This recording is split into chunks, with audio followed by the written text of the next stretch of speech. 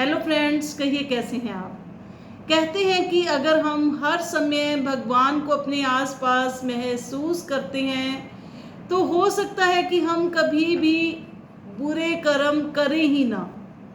तो आज की स्टोरी कुछ इसी पर। एक बार एक व्यक्ति जो कि भगवान को बहुत मानता था, उसे याद करता था, उसकी भक्ति करता था और बहुत बड़ा आदमी था, बहुत रिच था वो।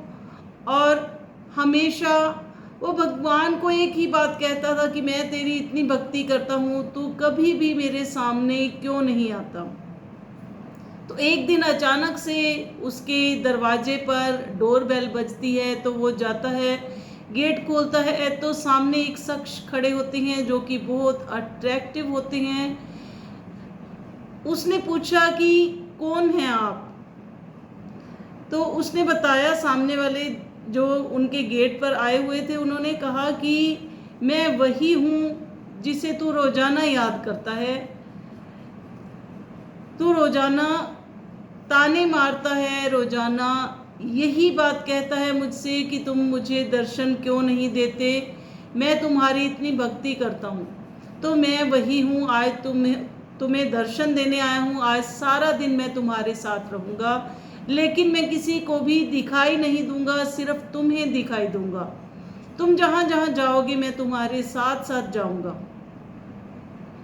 तो उसने उन्हें अंदर बुलाया और अपने पास बिठाया और इतने में उनकी माताजी खाना परोस कर ले आती हैं। वो खाना खाता है और एक निवाला भगवान जी को पहला निवाला अर्पण करता है।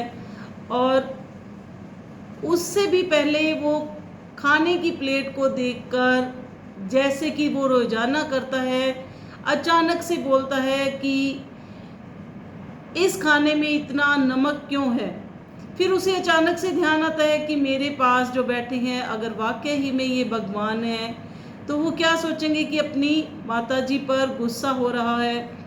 तो फिर वो थोड़ा स्लो मोशन में कहता है कि चलो कोई बात नहीं, अपनी माताजी से कहता है कि चलो कोई बात नहीं, ज़्यादा डल गया होगा। फिर उसके बाद वो नहाने के लिए जाता है, तो भगवान जी जैसे ही उसके साथ जाने लगते हैं तो वो कहता है कि नहीं, अब यहाँ मैं अपने आप ही जाऊँगा। तो वो जैसे ही नहा धोकर बाहर आता है तो पूजा पाठ करता है बहुत अच्छे से, क्योंकि उसे पता होता है कि भगवान जी पास में ही बैठे हैं, तो हो सकता है कि मैं इन्हें और इम्प्रेस कर पाऊँ। बहुत अच्छे से वो पूजा अर्चना करता है। फिर जाता है वो ऑफिस के लिए, अपनी गाड़ी में अपनी साथ वाली सीट पर भगवान जी को बिठाता है। और जैसे ही गाड़ी में बैठता है वो, तो उसके पास एक कॉल आती है कि तुम मेरा ये काम करवा दोगे। तो जैसे ही उसकी आदत होती है कि गाड़ी चलाते चलाते फ़ोन सुनने की, तो वो सोचता है कि भगवान जी क्या सोचेंगे कि गाड़ी चलाते चलाते ही इसने फ़ोन उठा लिया। तो उसने गाड़ी साइड में लगाई और फिर फ़ोन अटेंड किया।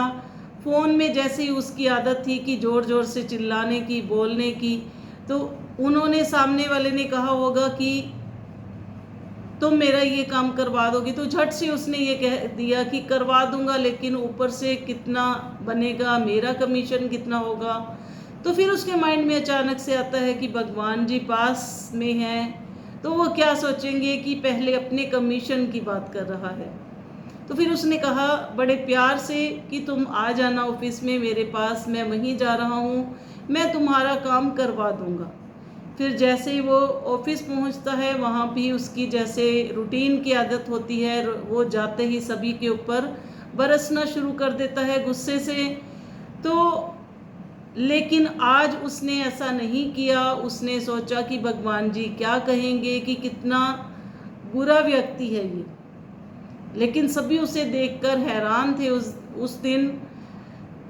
तो ऑफिस में वो सारा दिन अच्छे से रहता है, फिर घर आता है, जब सोने लगता है घर आकर, तो लेटने के बाद जैसे ही रोजाना की उसकी आदत थी मैगजीन पढ़ने की कि अच्छे से नींद आ जाए, तो भगवान जी ने कहा कि आज तुम्हें मैगजीन पढ़ने की ज़रूरत नहीं है क्योंकि तुम्हें आसानी से नींद आ जाएगी। तो ऐसा ही हुआ। फिर उसके बाद जब वो उठता है, सुबह उसकी माताजी ने आवाज़ लगाई, उठकर क्या देखता है कि वो सारा एक सपना था।